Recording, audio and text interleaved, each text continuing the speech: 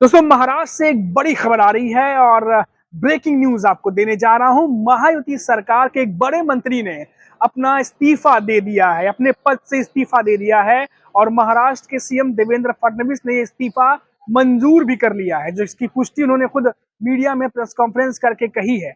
आखिर धनंजय मुंडे को लेकर के कैसे महायुति सरकार फंसी हुई थी, कैसे एनडीए गठबंधन लगातार घेराबंदी कर रहा था और किस दबाव के चलते धनंजय मुंडे को इस्तीफा देना पड़ा, वो सब कुछ हम चर्चा करेंगे। इस वीडियो में बने रहिए हमारे साथ।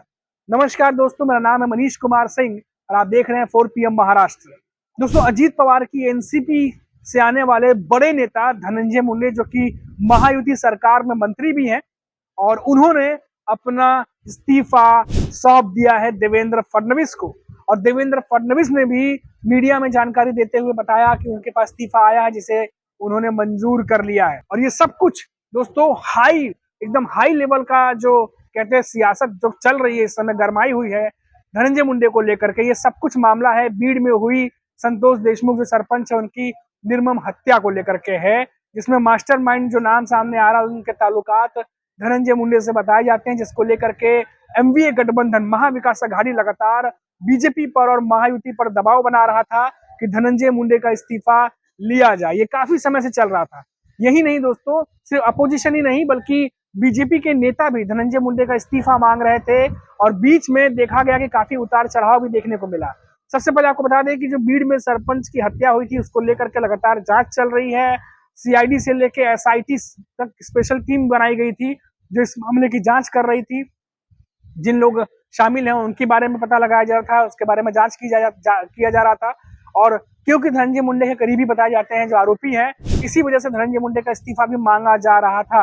और पहले देखा गया कि लगातार एनडीए गठबंधन जो इस्तीफा मांग रहा था, फिर बीजेपी के नेता जो है वो भी इस्तीफा मांगने लगे धनंजय मुंडे का। और इन सब को लेकर के अजीत पवार काफी नाराज हुए थे और सुनने में आया था कि बीच में उन्होंने देवेंद्र फडणवीस से मुलाकात भी की थी कि गठबंधन में शामिल नेता कम से कम उनके मंत्री का इस्तीफा ना मांगे। कुछ ऐसी बातें भी सामने आई थी। हालांकि देवेंद्र फडणवीस ने पल्ला झाड़ते हुए गेंद जो है वो अजीत पवार के पाले में डाल दी थी और कहा था कि अजीत पवार फैसला करेंगे कि धनंजय मुंडे पर क्या करना है क्या नहीं करना।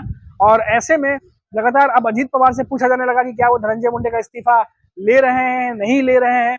और ये भी देखा गया कि लगातार बड़ी ही अजीब सी सिचुएशन अजीत पवार की एनसीपी में बनी हुई थी और अजीत पवार की तरफ से जो बीजेपी के नेता हैं उनके बीच में कुछ जो है वो सियासी खेल भी देखने को मिला, प्रेशर पॉलिटिक्स भी देखने को मिला, अनबन की खबरें भी आई गठबंधन में होने के बावजूद। और फिर उसके बाद अजीत पवार से पूछा गया तो उन्होंने एक बयान में ये भी कहा था कि धनंजय मुंडे खुद फैसला करे कि उन्हें क्या करना है।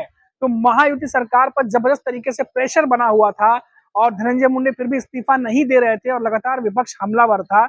हमने देखा कि विधानसभा का जो सत्र था उसमें भी कई सारे मुद्दे उठे, जिसमें से एक मुद्दा ये भी था जो बजट सत्र शुरू हुआ है और प्रेशर में आकर के अब फाइनली जो है वो धनंजय मुंडे ने अपना इस्तीफा सीएम देवेंद्र फडणवीस को सौंपा है, जिसे सीएम देवेंद्र फडणवीस ने एक्सेप्ट कर लिया। और जैसे उन्होंने एक्सेप्ट किया उन्होंने तुरंत मीडिया प्रेस कॉन्फ्रेंस में ये तमाम जानकारी दी कि उन्होंने इस्तीफा दे दिया है और एक्सेप्ट कर लिया गया इस्तीफा। महाराष्ट्र के मंत्री श्री धनंजय मुंडे, इन्होंने अपने पद का इस्तीफा मुझे सौंपा। मैंने ये इस्तीफा स्वीकृत किया है और अगली कार्रवाई के लिए मैंने ये इस्तीफा राज्यपाल जी के पास भेज दिया है। तो दोस्तों जो महायुति सरकार है, फडणवीस सरकार, इस मामले पर लगातार घिरी हुई थी और लगातार फजीहत हो रही थी क्योंकि लगातार इस्तीफे की मांग कर रहे थे, लेकिन फिर भी इस्तीफा आने में समय लग गया, काफी समय लग गया। इसको लेकर सवाल विरोधी नेता कर रहे थे। तो अब फाइनली महाराष्ट्र से एक बड़ी खबर आई है दोस्तों, और काफी बड़ी खबर है क्योंकि ये आने वाली सियासत को भी बदल कर रख देगी। क्योंकि महायुति सरकार में शामिल धनंजय मुंडे कोई छोटे मोटे नेता नहीं है बल्कि एक बड़े मंत्री हैं और खाद्य आपूर्ति मंत्री भी हैं और महाराष्ट्र के कैबिनेट में बैठते हैं। अजीत पवार के एनसीपी के कद्दावर नेता है वो। और ऐसे में उनका इस्तीफा जो कि काफी समय से लटका हुआ था आना, ऐसे में अपने आप में महाराष्ट्र की सियासत में एक बड़ी तस्वीर आने वाले समय में बन सकती है। अब देखना होगा कि इसके बाद मामला किस तरीके से किस तरफ जाता है। लगातार जांच चल रही है, जांच किस तरफ आगे बढ़ती है, ये तमाम बातें जो देखने को मिलेगी। फिलहाल ये है कि महायुति सरकार में पहले बड़े मंत्री का इस्तीफा महाराष्ट्र में अब आ चुका है। अभी के लिए इतना ही। आप देखते रहिए 4 PM महाराष्ट्र। नमस्कार।